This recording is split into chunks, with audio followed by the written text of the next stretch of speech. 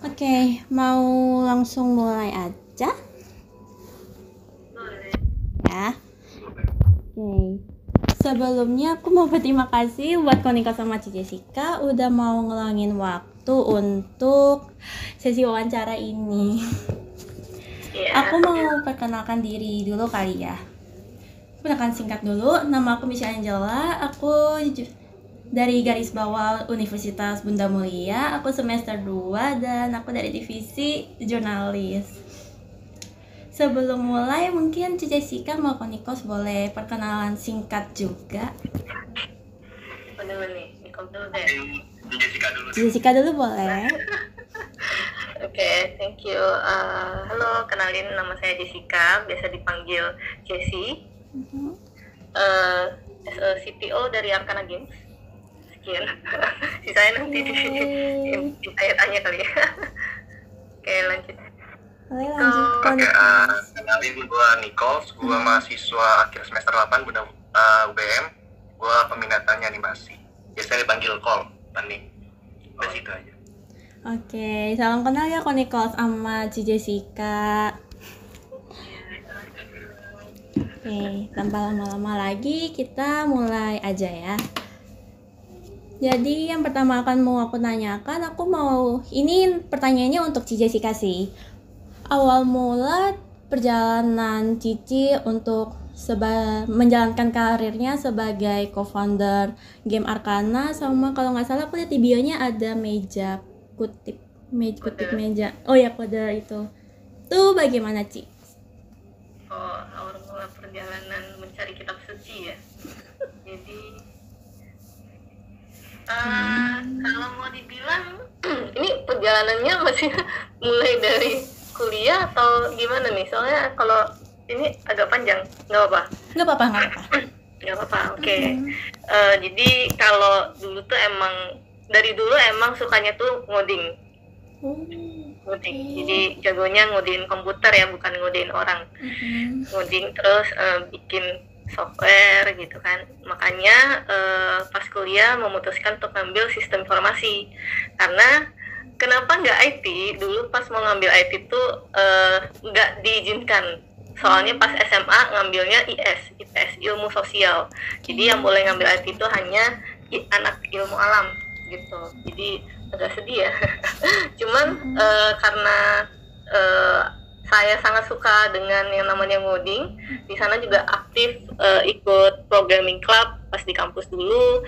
Terus ya giat belajar, karena kebetulan yang saya pilih kan memang sengaja ada mata kuliah codingnya juga, jadi dapat juga ilmu pemrograman di situ. Nah, lulus dari situ sebenarnya nggak langsung jadi game developer.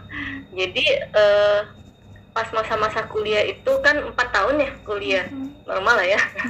4 tahun kuliah, pagi sampai sore itu kerja. Jadi lulus SMA langsung kerja, sorenya tuh lanjut kuliah. Nah, karena lulus SMA belum ada background apapun, yang bisa diandalkan tuh cuman ilmu akuntansi. Jadi dulu sengaja ambil IS itu supaya pas lulus SMA bisa langsung kerja. Jadi bisa bayar kuliah pakai uang sendiri gitu. Nah, jadi 4 tahun di sana biar sampai aman lah sampai lulus kuliah. Nah, habis itu baru kebetulan saya asli Medan, lulus kuliah wisuda baru pindah ke Jakarta. Nah, pindah ke Jakarta, sempat jadi sales, sempat marketing, sempat juga ke bidang pendidikan, jadi coach, jadi trainer, dan akhirnya baru pindah ke game developer. Jadi alasan kenapa pindahnya itu juga pas jadi coach atau trainer itu kan kita mengencourage orang, ngasih training, nge-coaching gitu kan. Terus dari sana tuh banyak peserta yang kayak ngasih feedback gitu. Oh iya coach, thank you, aku udah mencapai goals aku nih gitu-gitu. Terus pas udah dengar kayak gitu beberapa kali mikir lagi kan, waduh ini pesertanya semua udah pada mencapai goal nih gitu. Masa ini ngomong ke diri sendiri, masa gue mau kayak gini-gini aja sih gitu kan.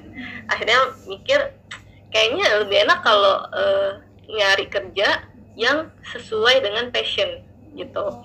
Nah, kebetulan waktu di bidang pendidikan itu aku juga sempet bikin softwarenya itu, tapi nggak perfect banget, tapi karena emang suka ngoding disuruh sama bosnya buat bikinin software untuk internal juga gitu.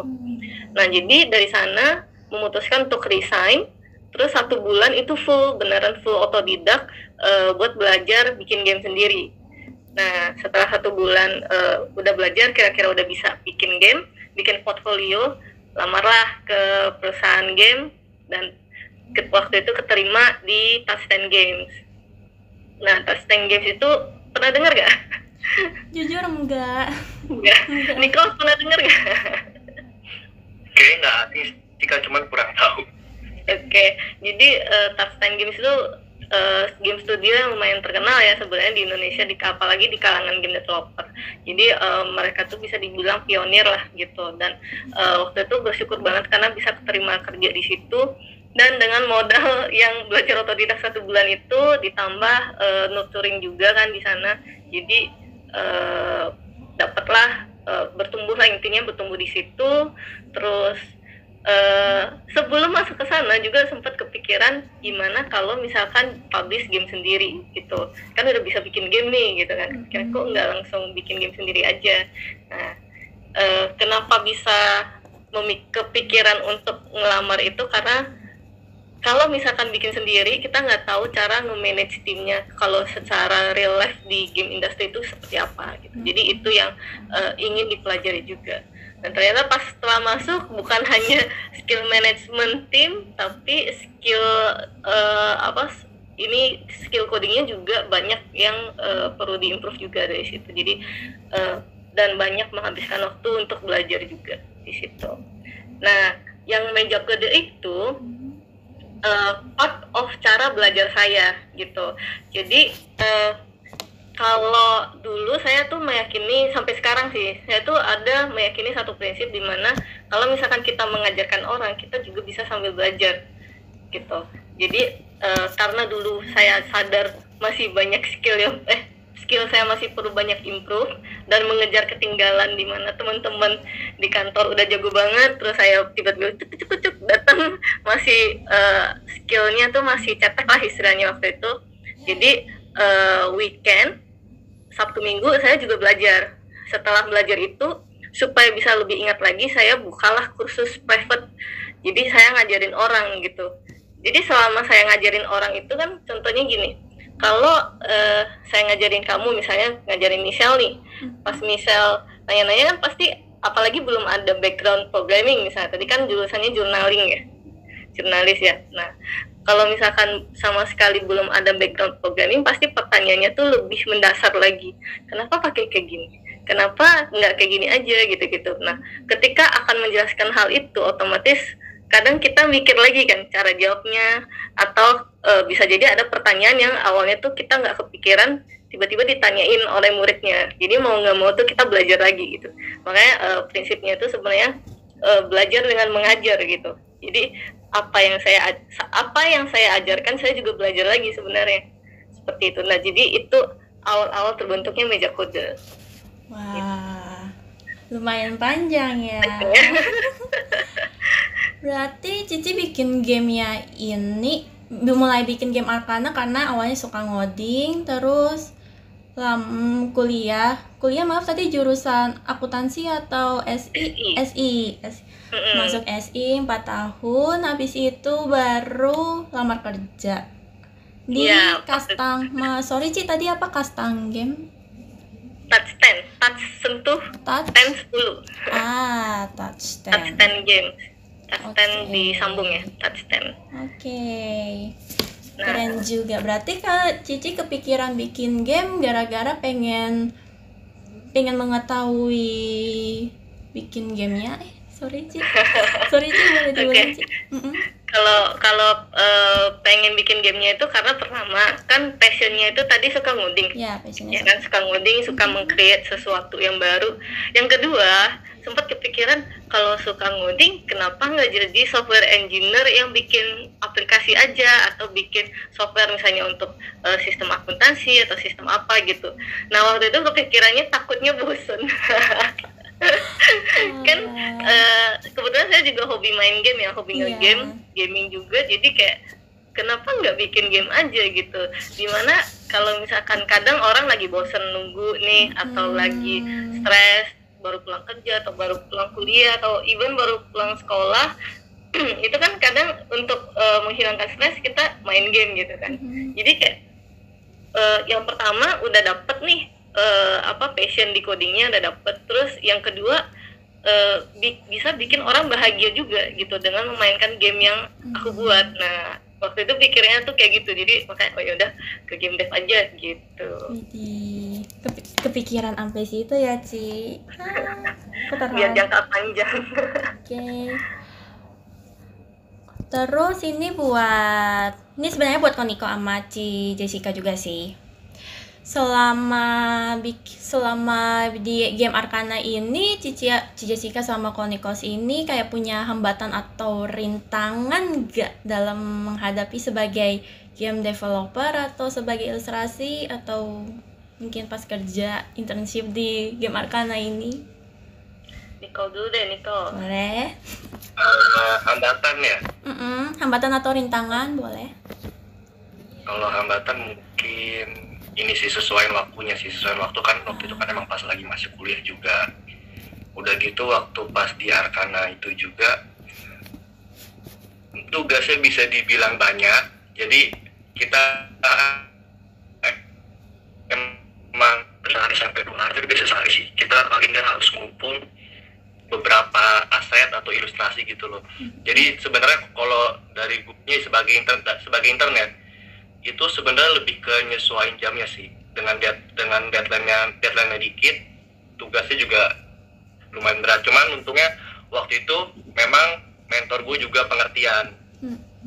Jadi maksudnya bisa bukan lebih nyantai ya, istilahnya lebih tenang lah buat kerjainnya gitu. Kalau dari gue itu sih. Mungkin Jessica gimana? Jadi orang akarnya langsung. Ntar disampaikan ke mentornya ya.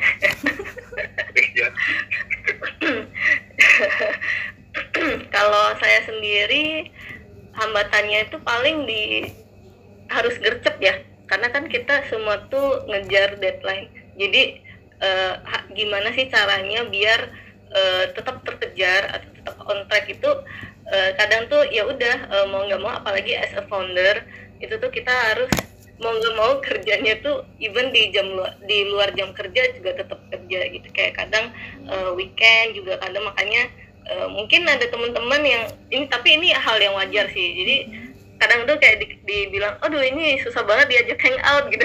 Jadi nggak hangout ya karena namanya juga baru merintis kan, masih baru. Jadi ya paling itu sih, harus lebih bisa mementingkan hal yang lebih urgent gitu, bisa mensacrifice waktu mungkin gitu. Jadi paling itu sih hambatannya. Sama waktu masih baru-baru itu juga karena tim kita masih kecil ya, masih small team, perlu make sure kalau semuanya itu sinkron dan komunikasi tim itu yang perlu ditingkatkan sih. Makanya awal-awal yang tadinya mungkin agak susah komunikasinya, jadi diperbagus di situ gitu. Kayak misalkan menerapkan manajemen Scrum dan lain sebagainya gitu. Maaf. minum. Nggak apa-apa, sorry sebelumnya. Berarti Koniko sama Cijes hambatannya itu lebih ke waktunya ya, time managementnya. Yang satu kuliah, yang satu udah kerja ya. Terus kalau Ci Jessica juga ada untuk perlu make sure kayak segala sesuatu di tim game Arcananya sendiri. Oke, berarti untuk pertanyaan selanjutnya ini untuk Konikols. Kan Konikols magang nih, internship di game Arcana bersama Ci Jessica ya. Nah, aku pengen tahu nih kalau boleh, selama internship ini Konikols sudah kayak ngerjain apa aja sih, kayak ngapain, terus bantu-bantu Ci Jessica apa aja. Terus kalau boleh sekalian kesan sama pesannya gitu. Oke, mungkin buat tugas-tugasnya dulu kali ya. Boleh. Kalau tugas-tugasnya itu kebetulan pas kurikulum gua itu memang anak-anaknya unggulnya di ilustrasi. Jadi waktu itu pas bulan-bulan awal emang kita itu banyak banget buat aset ilustrasi. Itu buat 2 game yang Bos Neraka sama Bos Cupang. Terus itu paling lama di ilustrasi itu, habis dari ilustrasi itu kita pindah ke desain kartu buat game yang Bos Neraka. Itu desain kartu efek, desain kartu karakter. Sesekali kita juga diminta buat bikin karakter baru di Bos Neraka, ngerancang karakter baru. Itu sih yang seru sih. Terus abis itu kita juga ada bikin buat beberapa aset karakter buat in-game-nya. Terus aset isometrik dalam bentuk vektor semuanya ya. Terus sama logo game. Oke. Untuk ilustrasi kebanyakan kalau dibuat ini buat Keriting Sari Raya, buat di Instagramnya kalau ilustrasi. Terus kesan-pesan happy sih, maksudnya gimana ya, dari awal masuk itu kan kayak ngeliat style gua sama style dari Arcana Games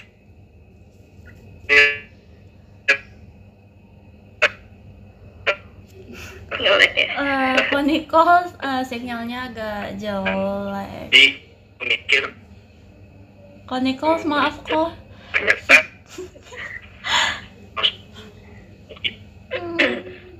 Nanti aja. Koniko maaf sebelumnya tadi agak nge-lag. Mungkin boleh diulang yang pas bagian kesan nambah pesan. Mungkin Konikosnya ada bermasalah sinyal kali ya, Ci ya. Tuh, Udah? habis pindah tempat ya. sekarang masih ini nggak, masih lemot nggak? Sekarang sih enggak sih untuk suara. Videonya paling patah-patah. Iya, videonya patah. Udah aman ya? Suara aman sih. Boleh diulang kok. Yang bagian kesan dan pesannya. Ngelek lagi. Kan emang udah bermasalah. Lagi foto setting. Udah lancar kan? Belum sih kok, masih ngelek, masih lazy. Atau mau aku ini ke Ci Jessica dulu? Apa mau nunggu Konikos? Nah, ya Konikos apa udah bisa Konikos? Ya. Masih nge-lag berarti aku lempar ke Ci Jessica dulu ya, biar kita Jangan tidak dong, membuang waktu. Ya, Konikos udah bisa? Sekarang gimana? Udah lancar belum? Udah sih. Udah aman? Udah lancar ya? Oke, lanjut ke kesan pesan ya. Iya. Happy tadi terus. Kalau kesan pesan tuh ya happy. Cuman awal tuh mikirnya pas pertama kali ngelihat style dari Arcana Games ini kan kayak rada ngejomplang gitu kan sama style gue kan. Terus jadi pas awal-awal itu gue mikir kayaknya nggak bisa belajar banyak gitu kan. Cuman ternyata setelah gue masuk itu kayak bener-bener yang tadi gue mikir gini tuh ternyata nggak gitu. Dari kalau misalkan dari segi art fundamental itu gue bener-bener belajar banyak banget dari anak-anak, itu bener-bener banyak. Terus cara ngatur gimana ya istilahnya ya, ngatur karakter pribadi juga tuh gimana, karena kan kita harus bisa tanggung jawab sama kerjaan kita, harus bisa ngatur waktu gitu-gitulah. Terus udah gitu emang kakak-kakak dari Arcana Games ini emang baik-baik semua. Jadi kadang kita sebagai intern kadang suka, kalau gue pribadi ya, kalau gue kadang suka mikir ntar gue jadi ngelunjak lagi ya kan. Terus makanya itu sih saking baiknya kadang gue jadi mikir begitu, jadi takut ntar gue jadi ngelunjak. Jadi gue sebisa mungkin walaupun emang perlakuan dari kakak dari Arcana Games itu emang bahaya, jadi nggak mau sampai ngecewain lah. Kalau dari begitu sih. Enggak kok, nggak ngecewain. Untung gambarnya bagus-bagus ya. Kok Nikolsnya seneng, Ci Jessica-nya juga seneng. Simbiosis mutualisme. Win-win solution. Oke, berarti tugas-tugas selama internship di Game Arcana berarti banyak juga ya, membuat ilustrasi, desain kartu, terus bikin kartun-kartunnya, aset, isromatik, logo, terus buat konten IG juga. Kok Nikos multi talent ya? Itu gara-gara mentornya aja. Oke. Mentornya Nanti kayaknya aku bilangin tahu. mentornya ya. Ini kasih kerjaan banyak banget. Kayak bener feeling nih mentornya kayak pasti antara dosen ini atau enggak dosen ini.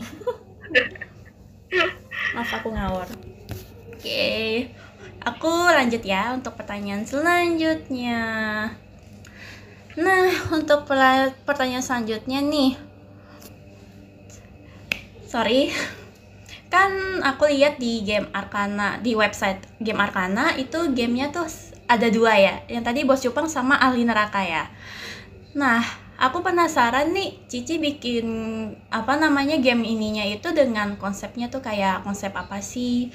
Yang waktu itu aku sempat baca kalau nggak salah trading ya untuk Bos Cupang. Terus untuk yang Ahli Neraka aku kurang dapet konsep yang dibikin. Nah, kenapa Cici kepikiran buat kayak bikin konsep tersebut ke dalam kedua game itu, terus gamenya itu cocok buat kalangan apa aja sih? Itu sih. Oke. Kalau untuk yang Bos Cupang itu sebenarnya bukan hanya trading, jadi ada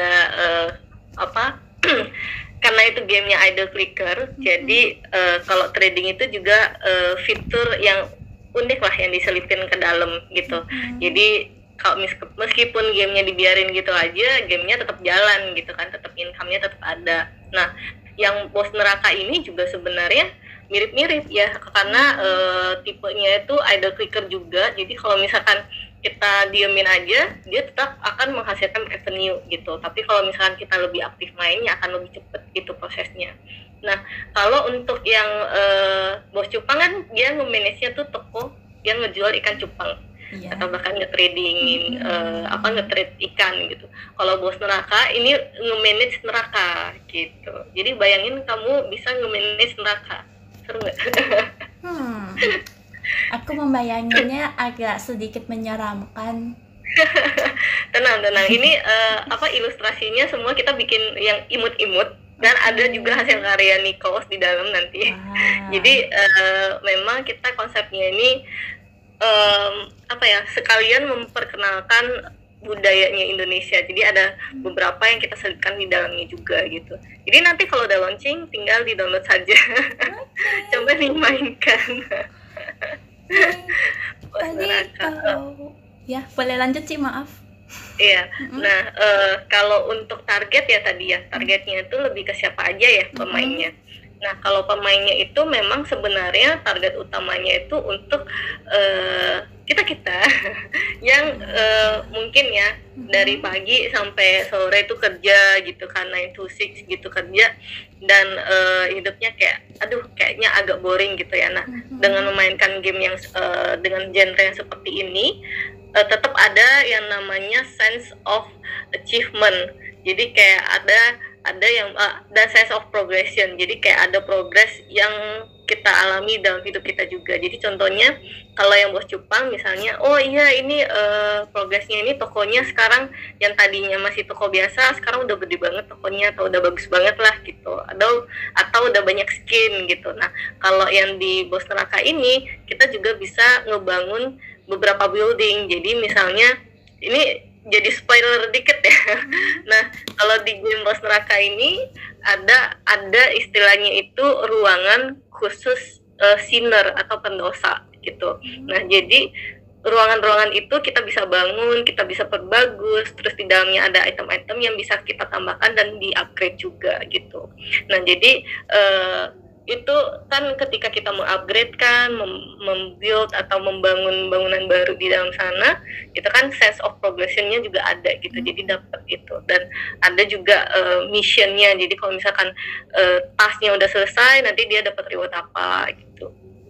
Jadi lebih ke itu sih, yang kalangan mungkin yang sudah bekerja atau sebenarnya nggak menutup hanya itu. Kadang kayak misalnya kita kuliah, selesai kuliah misalnya, aduh terbahan dulu deh, bisa buka dulu, main dulu gitu. Oke, berarti targetnya itu lebih ke remaja sampai orang dewasa ya, Ci? Iya. Terus tadi Ci aku dengar Cici bilang ada budaya Indonesia, ada unsur budaya Indonesia. Kalau boleh tahu unsur Indonesianya tuh apa aja, Ci? Penasaran nih. Jadi contohnya aja ya, dari karakternya dulu deh. Nah, kalau di bos neraka itu, kita kan yang namanya bos neraka ya, berarti yang ngatur nerakanya itu ada siapa aja gitu. Tentu saja kalau dibilang neraka, identiknya dengan hantu kan, yang tadi aja ada pendosa gitu kan, ada sinner. Nah jadi staffnya, employee-nya itu adalah berupa hantu-hantu. Jadi ada Gundurwo, ada kuntilanaknya sebagai koki, terus ada tuyulnya tuh builder yang ngebangun building di dalam, terus ada manajernya juga, ya itu. Jadi dan ada beberapa manajer lain yang memberikan efek khusus. Nah itu tadi cut yang dibilang sama Nicole, nah itu dia yang desain tuh. Kayak apa tugasnya tugasnya Nicole kemarin ya gitu. Dan sebenarnya kalau untuk tambahan dikit nih ya, untuk yang Nicole tadi, sebenarnya kenapa dikasih tas dari mungkin dari tim artisnya, kebetulan kemarin mentornya tuh Surya Asmoro ya, itu tim juga. Nah jadi memang kita konsepnya itu kan ngebangun ya, nge-build. Jadi salah satu prinsip di Arcana Games ini adalah setiap orang yang udah pernah intern ataupun kerja di tempat kita, jangan sampai skillnya tuh nggak berkembang, jangan sampai kayak stuck di situ-situ aja. Jadi memang kita prinsipnya itu pokoknya yang udah pernah kerja di sini kita mesti kasih tutor atau misalnya pokoknya dikasih training gitu biar skillnya mereka tuh naik, grow. Jadi setelah keluar atau jadi alumni dari Arcana Games itu mereka punya perbedaan antara sebelum jadi tim Arcana Games, terus setelah alumni itu perbedaannya itu ada, dan bisa dibilang bisa membangun mereka untuk mungkin bikin project sendiri atau nanti mau ke perusahaan lain yang mungkin lebih yang menurutnya mungkin lebih bagus, ya kita fine aja, kita tetap dukung, dan memang itu salah satu prinsipnya juga gitu. Karena kebetulan kita tim Arcana Games ini semuanya tuh suka dengan yang namanya sharing knowledge gitu. Wah, keren juga ya. Ada kayak ada testimoninya nih. Kalau aku yang masuk sebagai internship boleh nggak? Nggak lah. Jadi apa dulu nih? Canda. Aku nggak bisa gambar. Canda. Wow, banyak ya. Berarti budaya Indonesianya lebih ke di karakternya ya, Ci? Ya, karakter dan item-itemnya juga ada yang bisa. Oke. Keren sekali. Aku tersanjung. Oke, maaf aku lanjut ke pertanyaan selanjutnya ya, Ci ya. Sebelumnya aku mau say sorry, mungkin aku agak lupa ya, atau aku belum pernah aku belum nanyain pertanyaan ini.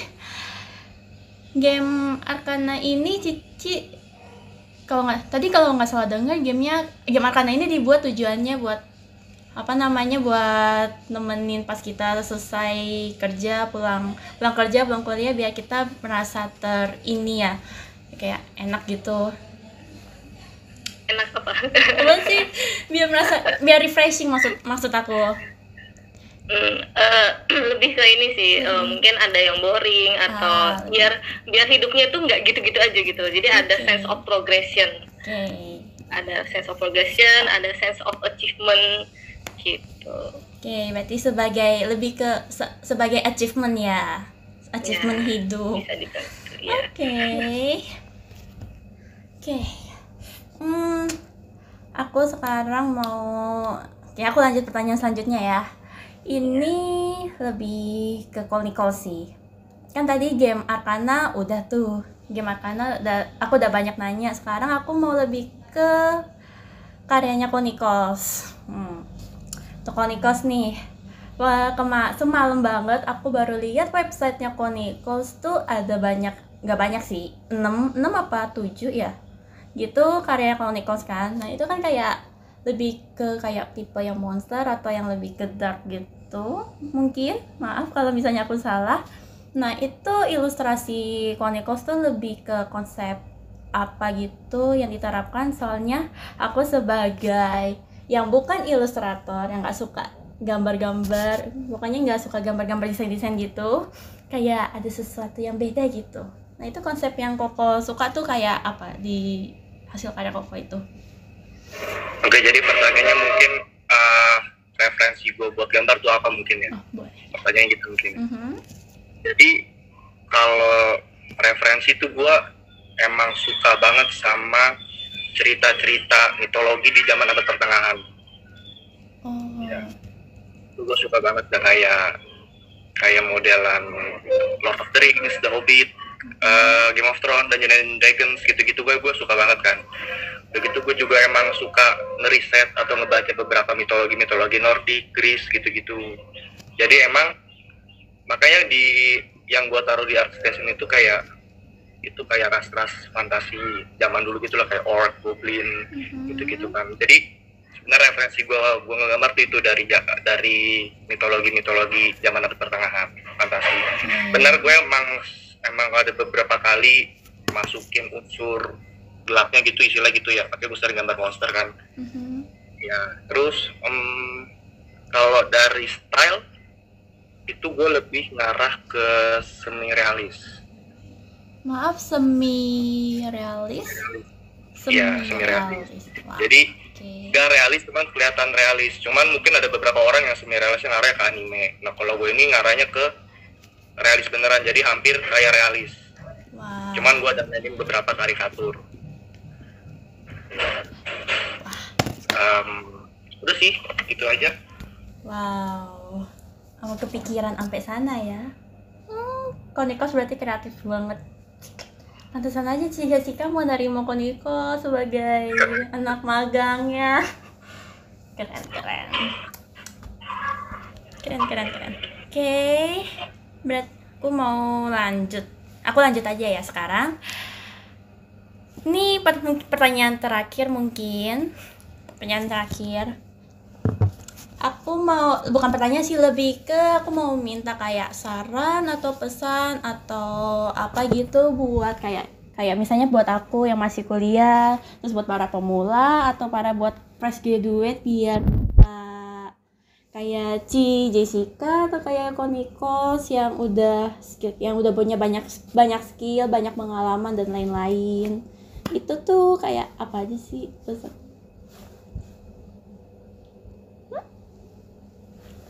Dulu deh, Niko. Boleh. Aku dulu Ci. Apa ya? Jangan pernah merasa puas sih. Lu mau sejago-jago lu pasti ada yang lebih jago lagi. Udah gitu namanya industri. Itu kalau misalkan lu udah merasa puas sama kemampuan lu bakal bertarung sama orang-orang lain. Yang dimana mereka setiap hari itu berkembang terus. Jadi kalau misalkan lu sampai jenuh sama istilah merasa puas sama kemampuan lu tuh udah, lu pasti kalah. Pasti dia lu kalah. Udah sih dari itu sih. Dari Ci Jessica gimana? Yang pengalamannya lebih banyak. Ini secara nggak langsung yang lebih tua gitu ya. Oke. Kalau ini nasihat berdasarkan pengalaman aja ya, karena yang di luar pengalaman nggak berani nanti. Kalau dari saya mungkin untuk teman-teman yang masih kuliah dulu nih ya, kuliahlah dengan semangat. Gini, soalnya kalau emang udah kadang kan kayak pernah nggak sih ketemu temen yang sampai setengah tuh, aduh kayaknya salah jurusan. Itu sebenarnya hal yang wajar. Jadi nggak apa-apa, lanjutin aja. Toh udah sampai setengah ya kan. Daripada putus kuliah, lanjutin sampai selesai. Pokoknya sampai selesai. Nanti udah selesai, baru pikirin lagi.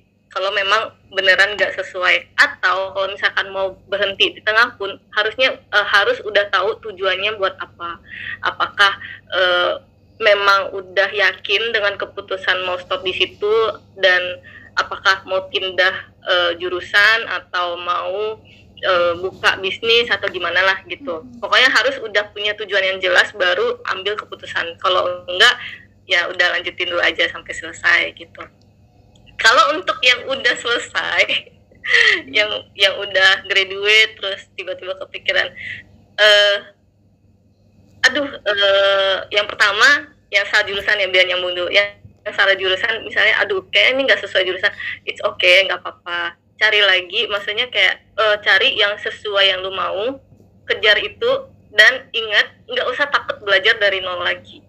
Karena kalau memang lu bener suka dengan hal itu, pasti lu akan ngejar kebut dengan sendirinya gitu.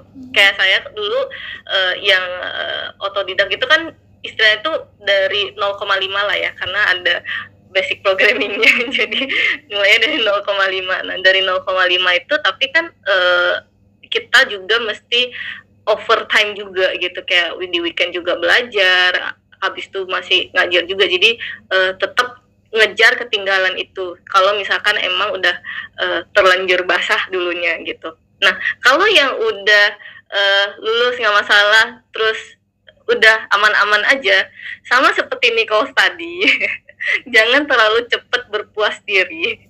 Jadi keep your knowledge. Jadi maksudnya tetap belajar terus, jangan sampai stop. Dan istilahnya tuh dimana orang-orang tuh lari gitu, istilahnya orang-orang tuh lari. Jangan lu berdiri aja di situ. Jadinya tuh lu nggak maju, tapi bagi orang lain tuh lu mundur gitu, karena orang udah lari di depan duluan gitu. Istilah ini perumpamaannya tuh kayak gitu. Makanya ada salah satu quote bahasa Mandarin yang aku pegang sampai saat ini gitu, yaitu "Wo tao lao, xue tao lao." Pernah dengar nggak? Pernah. Orang tua aku sering ngomong. Iya.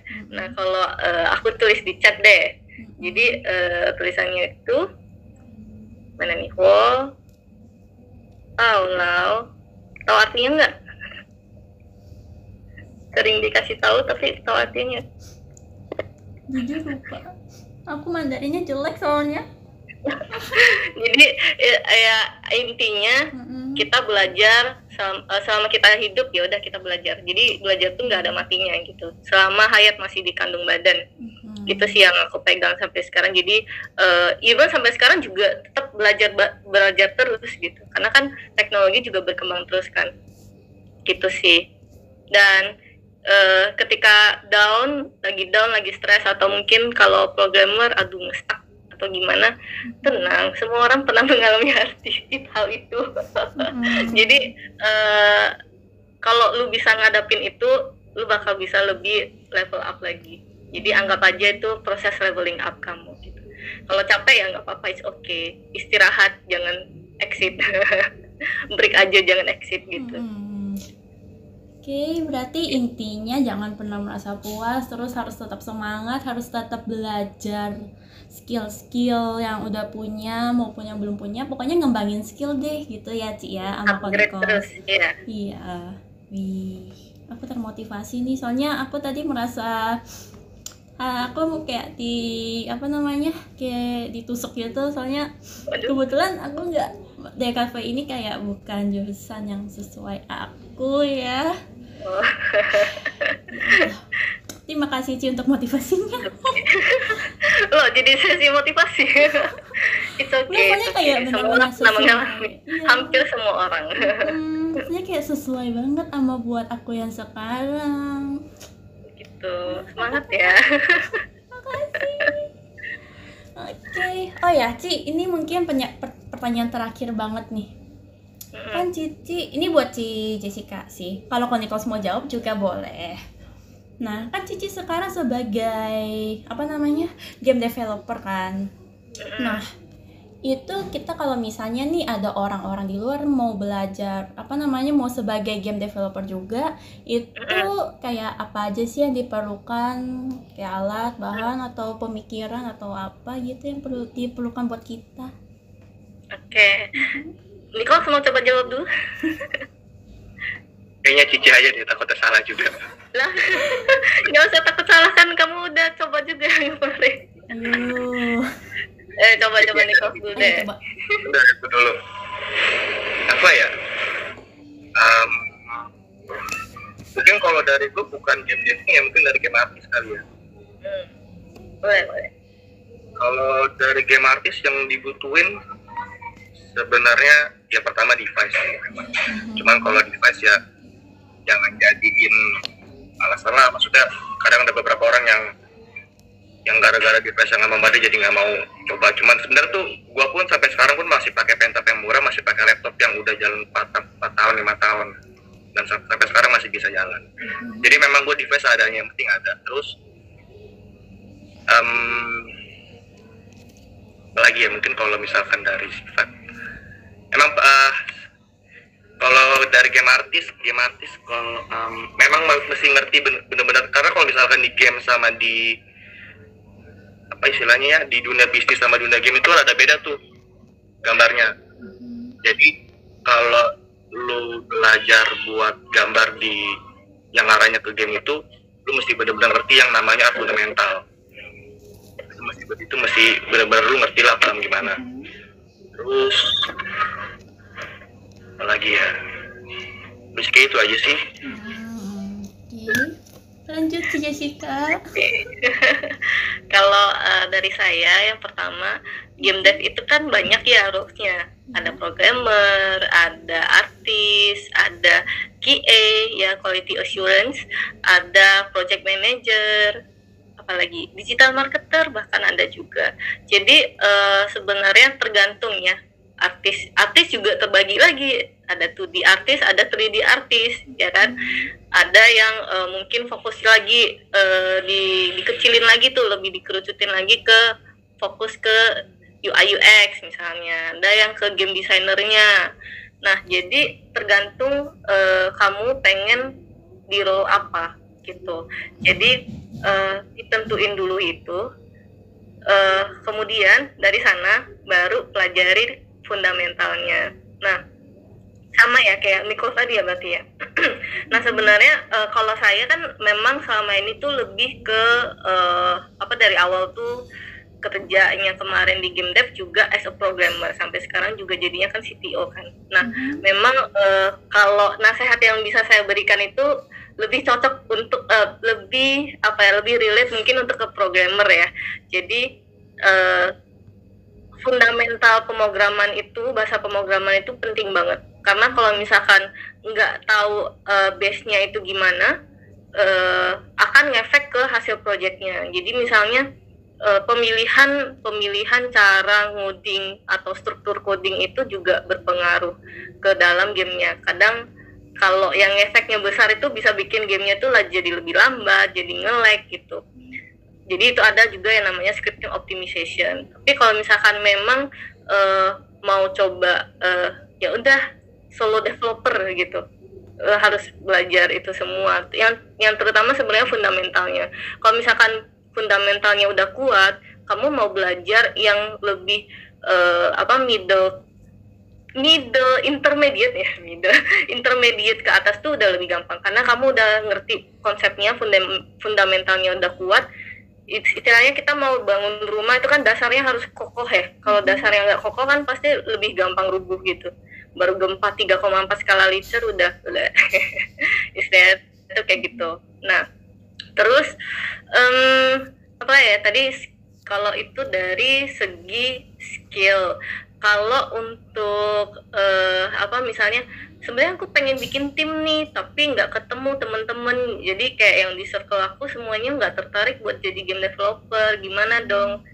Ikut komunitas. Nah, kebetulan ini ada komunitas yang namanya IGDA Indonesia, IGDA Indonesia. Nah di situ juga banyak game developer yang udah dari sesepuh juga ada di dalam ya kan, sampai yang teman-teman yang masih baru mau jadi game dev juga ada join, game antusias juga ikut join. Jadi dengan bergabung ke game komunitas gini, kamu akan lebih istilahnya tuh frekuensi kamu tuh lebih nyambung ke orang-orangnya gitu kan, karena kan satu komunitas pemikirannya tuh sama, kesukaannya tuh sama gitu. Bisa jadi kamu menemukan teman-teman baru yang who knows bakalan jadi tim kamu gitu, tahu-tahu nanti jadi game dev besar lagi di Indonesia kan, siapa yang tahu gitu. Nah jadi itu salah satu kuncinya ikut komunitas. Dan biasanya tuh ada event-event kayak Global Game Jam atau istilahnya tuh Game Jam. Kalau ada event Game Jam itu juga usahain ikut, dengan catatan udah ada modal ya, jadi jangan udah ikut cengok mau ngapain gitu. Jadi at least udah ada skill lah, contoh udah bisa gambar nih, ya udah ikut, berarti pas kamu ikut kamu posisinya role-nya itu as artist. Atau misalnya kamu udah bisa ngoding nih, berarti ketika ikut game jam itu kamu role-nya sebagai programmer. Ya, game jam itu tahu nggak apa? jadi game jam itu adalah kegiatan di mana semua orang-orang, entah itu asing apapun yang kenal, itu berkumpul dan menentukan satu tema untuk dibuatkan game. Jadi kayak dibagi gitu jadi beberapa tim. Misalnya kita bertiga nih misalnya ketemu ya kan di acara game jam, kan banyak orang nih ya kan, ada teman-teman lagi gitu banyak. Nah nanti secara acak bisa dipilih, kebetulan kita nih kepilih bertiga nih ya kan. Nah kebetulan misalnya saya jadi programmernya, Nikos jadi artisnya, kamu jadi game designernya misalnya. Jadi nah bertiga itu nanti kita dikasih batas waktu. Oke, dalam 2 hari ya, pokoknya dalam 48 jam atau dalam 24 jam, tergantung dari yang menyelenggarakan acara game jam itu dikasih batas waktu berapa lama, kita mesti selesaikan game kita dalam jangka waktu itu gitu, dengan tema yang udah ditentukan. Dan game tiap orang tuh ya pasti beda-beda. Jadi misalnya temanya adalah kecepatan misalnya, bisa jadi yang dibikin grup A, tim A misalnya mereka bikin game running gitu, game lari gitu. Ada yang kedua mungkin bikinnya itu game laser, tembak-tembak laser, kan ada percepatannya juga gitu. Jadi masing-masing orang itu bisa bikin seperti itu gitu. Dan biasanya dari game jam balik lagi tergantung penyelenggaranya, itu kadang kayak ada yang ngasih reward untuk game yang paling bagus di hasilnya. Terus bahkan nggak jarang juga dari game jam ini banyak terbentuk tim game developer indie gitu. Even kayak gamenya bagus nih, dapat pendanaan gitu-gitu sih. Jadi itu tadi skill fundamental, apalagi udah dicatat. Device, terus harus punya basic-basicnya juga, terus ikut komunitas. Oke. Ikut game jam. Bener kan? Itu sih. Apa takut salah ini ngomong? Oke. Makasih Ci Jessica dan Konikos. Sesi wawancaranya udah selesai sih.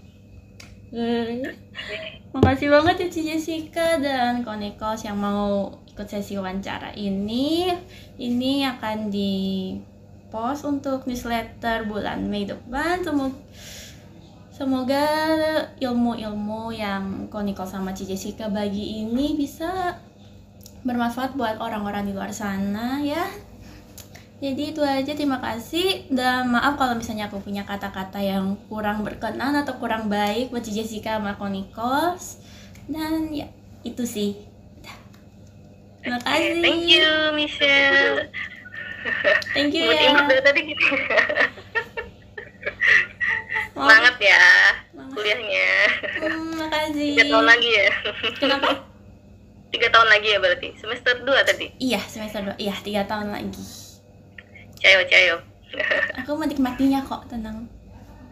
Selama ada pelajaran yang aku suka, jadi kayak ya udah. Oh gitu. Oke, gas terus ya. Thank you Nicole. Thank you juga Ci, thank you Michelle.